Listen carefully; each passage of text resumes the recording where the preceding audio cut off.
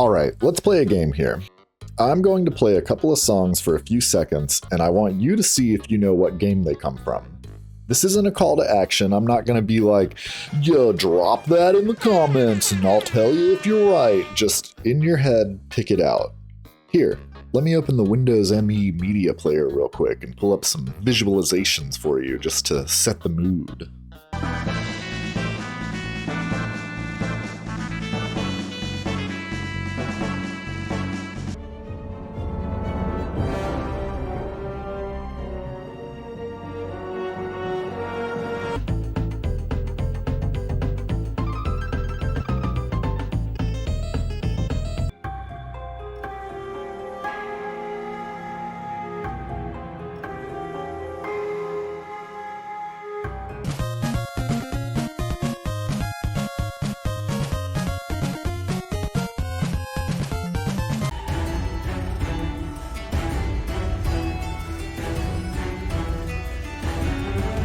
Okay, you got your answers? You feeling confident with them? Well, drop that shit in the comments, dude. No, I'm just kidding. But I guarantee you got at least these three right? The others that I assume you didn't get, well, those are from 3 of the best-selling games of 2025. If you got them all, you know, hell yeah, brother, you're the best gamer to ever live. Your certificate is in the mail. I have your address already, don't worry about it. But these 3, did you enjoy them as much? Did they make you feel something? Are any of these going to make waves of nostalgia wash over you in 20 years? Do you see yourself jamming out to these in your car the next time you drive to work? Or were they just kind of forgettable background noise? Tastes are subjective, and I'm not here to say that one is better or worse than the other, because while that may be true for me, it might not be the case for you. But it is a noticeable shift in this part of the video game industry, right? When I play older games, not always, but a lot of the time, I find myself blown away by the background music that was created with intense hardware limitations. I find the songs more memorable and catchy. Now, every major game just has an orchestrated score droning on in the background. That said, I thought it'd be fun to take a look at the history of video game music, from the humble beginnings to everything kind of sounding the same. I want to see where the shift happened and why.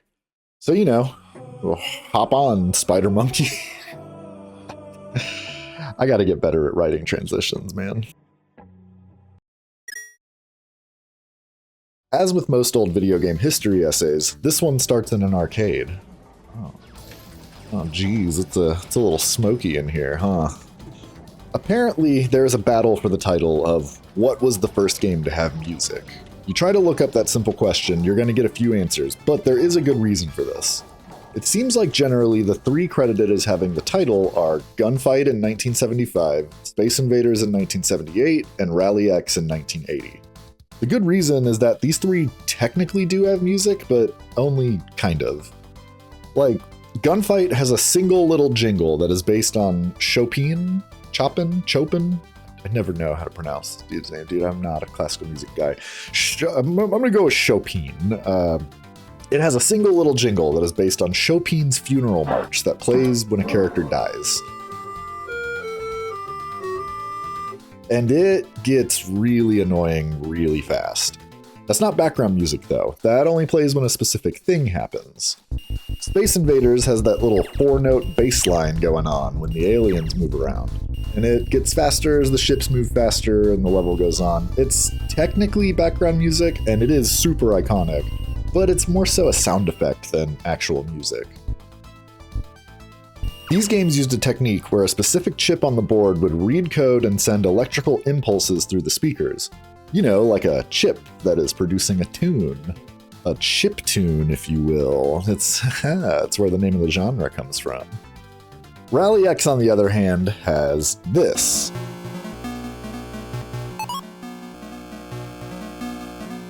That's a song.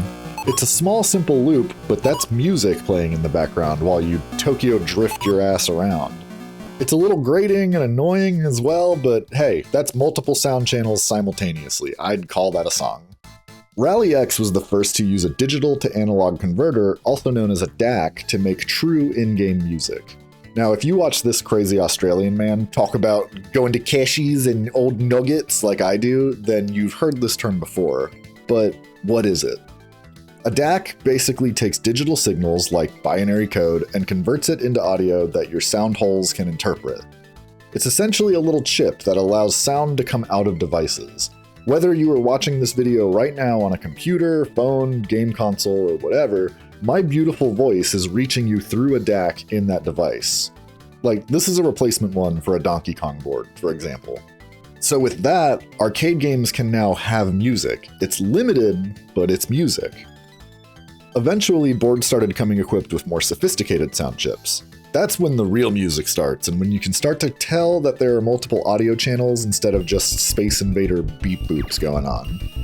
The earliest example is Sega's Carnival. This board utilized an AY38910 chip. I know this is riveting stuff. So cool, we've got the origins down. Let's get out of this smoky ass arcade and into your living room, because I'm getting sick of hearing this grating ass high frequency old chiptune music and dying from secondhand smoke. If I'm gonna die of smoking, I'm gonna do it firsthand, thanks. Ah shit, it's still the 80s, this house is smoky as well. Oh, alright. So now that arcades are starting to have advanced sound chips, it makes sense that home consoles should as well. Enter what is probably my favorite sound chip of all time, the Rico 2A03, or as I like to call it, the Rico Suave, you know what I'm saying? This little guy is responsible for all the bops that came with the 8-bit generation, unless you had a Sega Master System instead of an NES, then bummer dude, I don't know any of those games. The Rico had 5 available audio channels, though most games only utilized 4 of them. Now, I keep saying audio channels and assuming that you know what that means. If not, I mean, like, real talk, this video by Uncanny X describes it way better than I will, but essentially, quickly, each channel plays a different sound. Put them all together and you got a song. Here, I'll give you a visual. Let's use the Punko-matic. Welcome to the Punko-matic, biatch. Do you guys remember this shit from Newgrounds? Like, dude, I spent countless hours just making songs on this. It's so much fun. But you notice here you have each individual instrument, and then when you put them all together,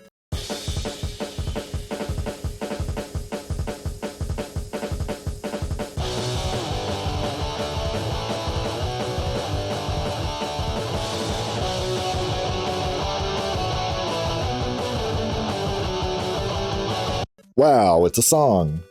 There you go. Those are audio channels, and the Rico can handle 5 of them. This brings us to what I mentioned during the intro. You had to work around these hardware limitations as a video game composer, and some people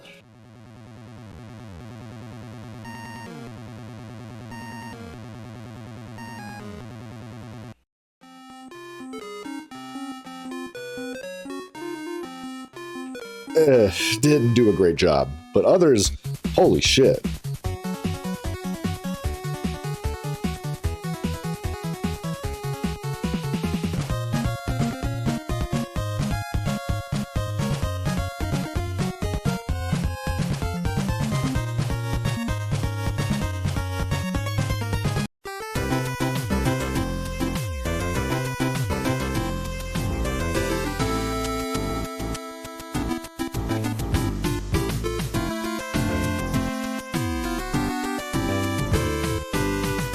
These all hit so hard, especially compared to what you had at home beforehand. The arcade had its bops, no doubt, but this is where video game music really started standing out as a feature, not an afterthought. These are now beautiful original compositions, not just some bleeps and bloops or just Chopin's funeral march, you know? And the next generation took it even further. The top 2 consoles of the 16-bit era used very different sound chips, and it makes such a world of difference. Like, the Super Nintendo utilized the SPC 700, while the Genesis used the Yamaha YM2612. This is why both consoles sound so vastly different.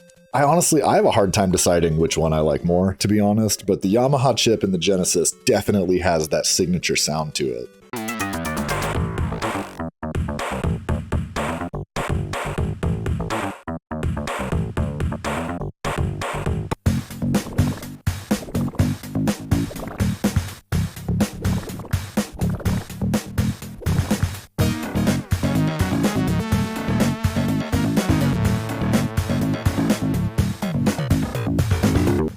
can't figure out the correct adjective to describe how it sounds. Like, wet, goopy, twangy, like, I don't know, but it's got such a 90s vibe to it, and I love it.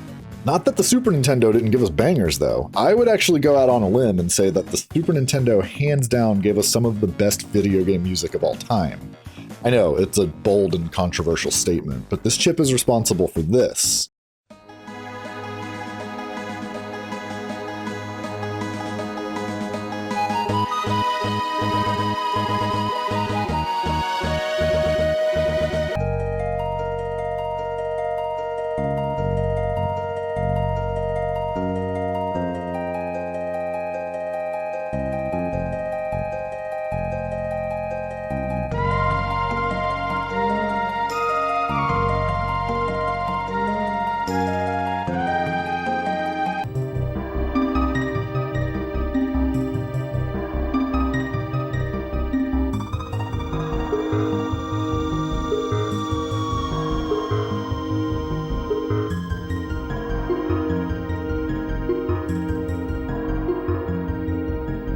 Like, when I'm making these stupid videos, generally it's Super Nintendo songs that I gravitate towards for the background music. It's just pleasant on the ears, man.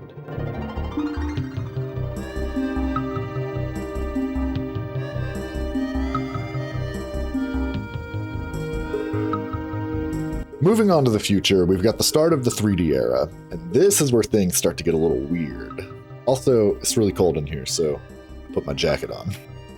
We had the PS1 that technically had a sound chip capable of 16 channels, yet it also used CD audio, meaning you could just use a digital audio format like an MP3 file. This means that a lot of games would only utilize 2 of those channels to play back audio as stereo sound.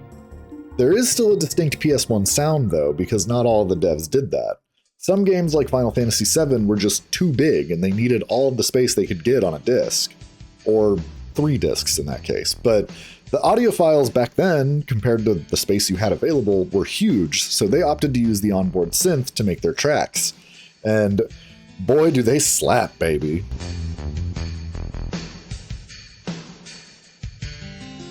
But yeah, since it can just play music like a normal CD player could, these were the first cases of licensed music in games, like that beautiful bitch soundtrack for Tony Hawk's Pro Skater that single-handedly turned me into a punk kid in my teen years. In fact, like, I used my PS1 as a CD player because look at that banging UI, man. That's what the future looked like. On the other side, you had the N64 that had no sound chip at all. It produced audio by sharing the load with the general CPU, meaning it had the capability of up to 24 channels, but the more complex your audio was, the more it would take away from the CPU handling other things like graphics and game logic.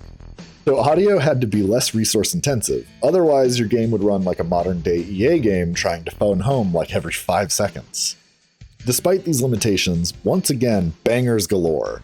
Now the composers have more to work with, so they could produce some real blockbuster OSTs even with the limitations of the hardware. And the results were, oh man, music to your ears, literally.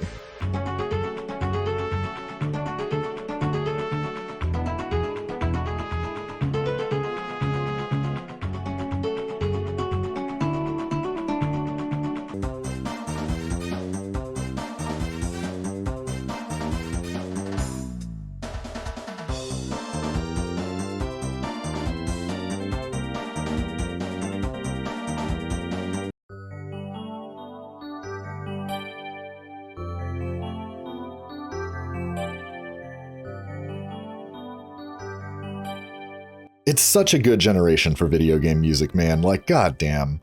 I still prefer the charm of the 16-bit era more, but like, to be fair, I have my biases around retro games in general. There's no denying that the early 3D generation took things to the next level, though. Like, man, picking what songs I wanted to slap on here for this video from these games was really hard, because there's just so many flawless masterpieces. Mario 64 especially, man, like, it has such a unique sound font and it just oozes nostalgia from every note. I love it. Like, opening Mario 64 and hearing the, like, file select song, it makes me feel things. So, damn, man, with that, the next generation's gonna push the bar even further then, right? Right? Right, Anakin? I don't know, kind of. With the next generation bringing about the PS2, GameCube, Xbox, and some other console that nobody really remembers, dedicated sound cards are now a thing of the past. These games aren't on little bitch 600 megabyte CDs anymore. A PS2 DVD could handle either 4.7 gigs or up to 8.5 if it was a dual layer disc. That's plenty of room for stashing a few MP3 files, and boy did they. Now we have games like GTA Vice City packing in a soundtrack with 103 different songs spread across 8 radio stations, or Tony Hawk's Underground giving us 75 songs that, dude, I still listen to this day. That game kissed my ears on the mouth with bands like Bad Religion and NoFX, but it wasn't original music, was it? That's not necessarily a bad thing, and these songs are super memorable and nostalgic because they are linked to this game in my brain, but it's not an OST anymore, it's a soundtrack. It's like going out to buy the Titanic soundtrack on CD. You're not slapping that into your PS1 CD player to listen to the score from the movie, you just want that Celine Dion song. I know you, I know what you're after. Unless you're into movie scores, then sorry, but that's not what I want to jam to. Some people like orchestral scores, and I don't know, man, they're ascended humans that are smarter than me or something, I don't know, but I don't. I gravitate towards heavy, faster music like punk or metal because my brain is riddled with ADD and it's always going 1,000 miles an hour. I need my music to keep up with my stupid brain, and slower stuff just kinda doesn't cut it. Unless it's digital for some reason, I don't know. Those old bleep blooping ass songs produced by the Rico Suave or the SPC 700, they hit me right, and a full symphony orchestra with 80 to 100 people all playing a song at the same time, it just doesn't. That doesn't mean it's bad. I need to reiterate that from the intro. That shit is so goddamn impressive. I've played in shitty garage bands, and it's hard enough keeping time with 3 other people, let alone in perfect time with 99 others. It's hella impressive and it's beautiful, but it's just not as memorable to me. It scratches a different part of my brain, but I don't know, not the memory part. Prime example, while writing this script, I'm playing through Final Fantasy X for the first time since I was a youngin'. You know what songs I remembered vividly? Xanarkin from the intro and the battle song. That's it. Everything else is vaguely familiar, but those are the only ones that are deep-rooted into my brain. Compare that to a Super Nintendo RPG like Chrono Trigger. Dude, my guy, I could hum almost every song in that game to you right now. I'm not gonna, but I could if I wanted to. Symphony, I don't know, dude, it's just not the same. It'll never be as catchy as the Lake song from Pokemon Black and White. It'll be a beautiful, gorgeous composition, but it's not gonna get stuck in your head. It's back to the channels thing, I think, right? When an old song from a game can only utilize 5 audio channels, your brain can pick it apart while focusing your attention to the gameplay, and that's good. When the background music is utilizing 100 different sounds simultaneously, you just can't feasibly focus on all of them while also trying to focus on gameplay mechanics, pay attention to the 15 different things on your HUD, and listen and comprehend voice-acted dialogue that you need to pay attention to.